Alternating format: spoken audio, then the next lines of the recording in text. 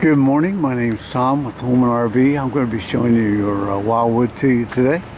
And we'll start here on the passenger side with your storage area. Storage goes all the way through to the other side. So come on around to the front of the unit.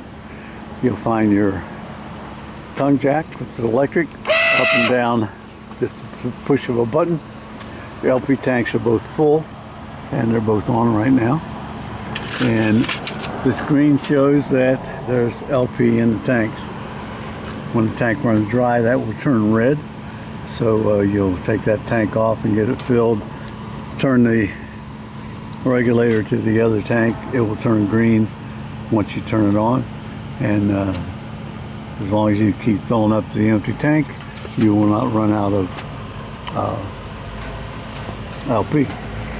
Behind that is your deep cycle marine battery. You want to check the cells about every 4 to 5 months.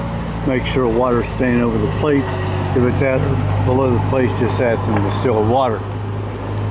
Your battery disconnect is located here on the front rail. So come on around. The other side of your storage with a small dump hose we start you out with. You have stabilizers on all 4 corners. Once you've pulled the unit up on the low side tires with either blocks or with levelers, then you disconnect from your tow vehicle and run the tongue up and down, up or down, to level the unit forward and aft, and then you can run your stabilizers down to stabilize the unit. They are not to jack with. Do not try to jack with them. You will either bend them or the frame. Just make sure that you snug them down to the ground, and that will stabilize your unit. Back here is your waste disposal. You'll hook that dump hose to the bayonet connection in the middle there. And take that cap off and hook the hose to it. Make sure you're in a dump before you pull the black valve. The black valve goes to your toilet, and that will empty out the toilet. Make sure you let those tanks fill up to at least 2/3 before you empty them. That way there'll be enough water in it to take out the solids and the paper. On the other side is your gray tank, and you'll close the black after it's empty, open up the gray, and that will empty the tank as well as clean out your hose. Your 30 amp service is located here. All that cable is yours, plugged into the 30 amps. Above that you'll find the cable and satellite hookup.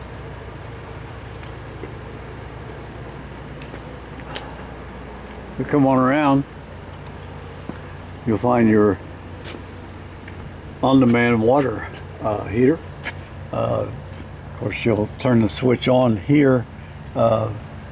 It's been winterized, so we'll not be able to demonstrate that, but that switch has to be on, as well as the switch on the thermostat inside. So come on around. You have a rear entry into your bathroom. You have outdoor speakers. They are water resistant, not waterproof, so do not spray directly into them. You have a freshwater fill here. That's your onboard tank, and it has a demand pump that will turn on and pump water to either the sink or the shower or the toilet, whatever you flush or turn on. And once you turn that valve off, then the pump will stop. You also have a hookup for TV out here with 110 and your cable, and then also a bracket to hang the TV. Located here is your exhaust for your heater. It does get hot. You want to make sure you get a screen for it to keep mud daubers and little varmints out. Then you have your outdoor kitchen with its grill and its small refrigerator that only works when you're plugged into shore power. Now one more thing out here. Your awning's not out. It's a little cold. You don't want to put it out in the this kind of weather.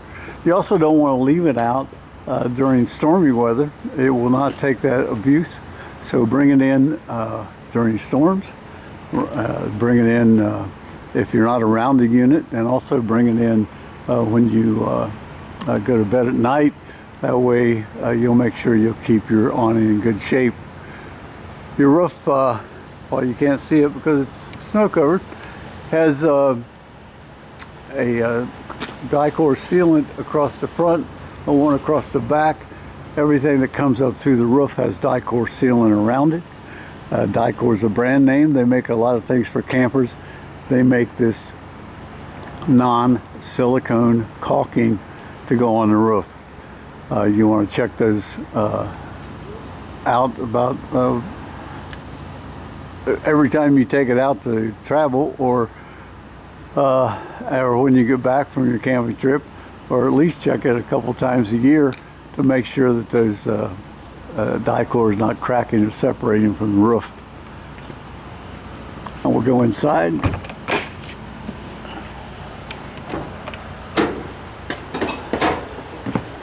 As we come in up to your left, you're going to find your service panel. Your solar controls are up here. It's showing that you're getting 13 volts. It's also showing the temperature outside is about 37 degrees. Below that is your Bluetooth radio. And up here, you push the fresh tank. It's empty, the battery's fully charged, and your black and your gray tank are both empty. This is the water pump switch.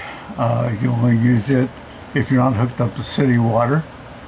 Awning lights, they were on outside, and accent lights are the ones above the slide out, and then your ceiling lights are located here with a rheostat. Your slide out and your awning out is here, and as we come on around, you do have a nice fireplace, and it will put out heat. It's electric, so on a chilly morning, it'll take the chill off the inside of the camper. You also have a door up here where you'll be hanging your TV. It's also where you're going to hook up your TV to air stations or satellite.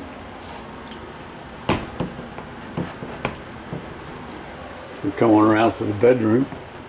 You have your light switch here, and then you have your bed up or down here. It's your king size bed that operates with touch of a switch. A nice wardrobe on this side, and storage above your bed. You also have a hookup for a TV in here, and factory shows that this is a good place to hang it. You come on through the cabin. Your sink has a nice big bowl. Will not be able to operate, winterize your unit, so won't be able to turn that off or on, but it was checked out by our technicians. On the cooktop, you simply turn it on. You'll see that it turns red, and then hit the sparkler, and it will light the burner. You have a light for all the burners, and if you're traveling, you'll travel with this down. Below that's your microwave. And next to that is your 12-volt refrigerator. Nice size refrigerator. Below that is your breaker panel. Your 110 breakers are on the left, and they're all marked as to what they go to. Past your converter are your 12 volts, and they're marked as well. And so you'll be the ones on the left are just like the ones at home. They'll trip slightly, and then you turn them off and back on. And the ones on the right, the 12 volts, have a little light beside them to show you which one is burnt out. A nice residential pantry. Turned the furnace on earlier. This is the thermostat for the furnace, and you can run the temperature up. And the room temperature right now is about 46. It's a little chilly here. Below that is your carbon monoxide and LP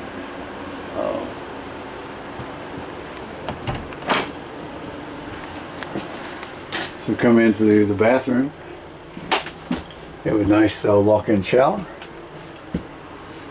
Your toilet, like I say, has been winterized. It does have a foot pedal.